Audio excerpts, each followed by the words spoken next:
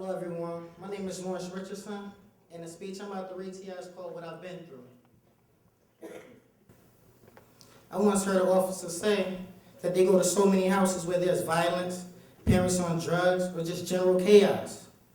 Sometimes they see little kids there and think, this kid has no chance. We don't have no chance, but it does become very hard to get what we need to succeed. I am that kid. When I was 10 years old, my dad dropped me off at number 6 school. After I ate my lunch and was ready to go outside, a friend ran up to me and said my dad was being arrested outside the school. I went over, and he was in the back of the police car. He told me Daddy's okay and said they were getting ready to let him go, so just go back to school. I believed him, and I went back inside. So around 3 o'clock, I was called to the main office, and there were 2 adults there to take me. I was afraid and did not want to go, even though I've been through this before. As I was leaving with them in their car, I wanted to hop out so badly. I knew my house was just around the corner, but I didn't. I just started to shed tears. So I ended up in a foster home. Now hold on, let me stop the story and let y'all know what's going on. First, my brother goes to jail. Then, my dad. Imagine losing contact with the one that you always ran to for help, advice, or to keep you safe. I felt lost, alone, sad, angry at the police, my family, and the world. For me, this was a bad recipe. A few years later, without my dad or my brother being around, I started looking up to the wrong crowd. I was staying out late, staying away from home, drinking, smoking, doing all the things that I thought would keep my mind off of how I felt. Pretty soon, I was out of school, in the streets and selling drugs. It was just a matter of time before I got myself locked up too and lost 2 years and a half of my entire life. How about that? So angry at my dad being locked up, I put myself there too. When my freedom was taken away from me, I thought of all the things I would do differently when I get out. But the reality is, when you get out, you pretty much come out with the same stuff you went in with. My issues didn't change. I didn't have new friends or a new living environment, a mentor or a caseworker. It's like there's nothing out there for me. I tried to look for jobs, but I ain't have a resume or ID. The paperwork to get an ID. It's real hard to try to figure out the world by yourself. I mean, it's real hard to try to get something when you've got nothing. There are a lot of barriers out there that just make you want to give up, but I didn't. There are so many young people out here with nothing. I'm not saying that poverty makes you commit crimes, but growing up with all the issues that poverty can create makes it hard to find opportunities out there or even make you feel like you can be something. At the age of 18, I found a job at Team Empowerment. I was lucky because there were over 300 youth applying for 12 jobs.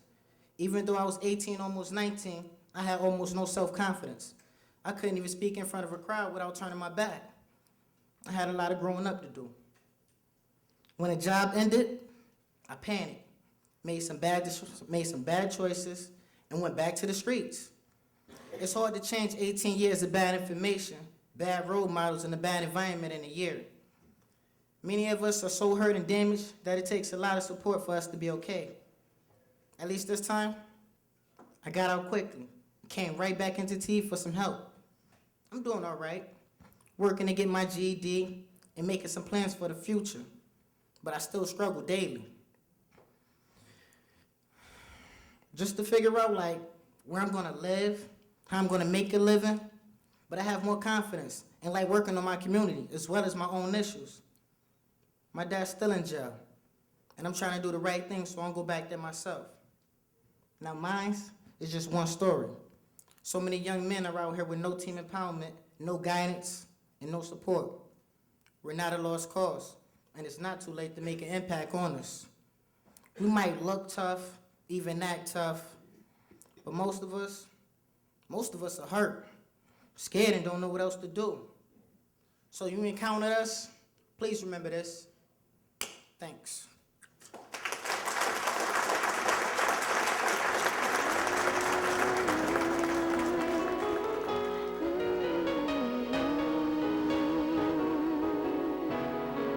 That was my cousin, and I wrote something for him.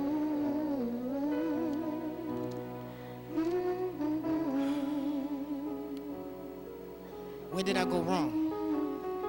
Why wasn't I there to stop the bullet? Why wasn't you with me, playing a game, or talking to a shorty?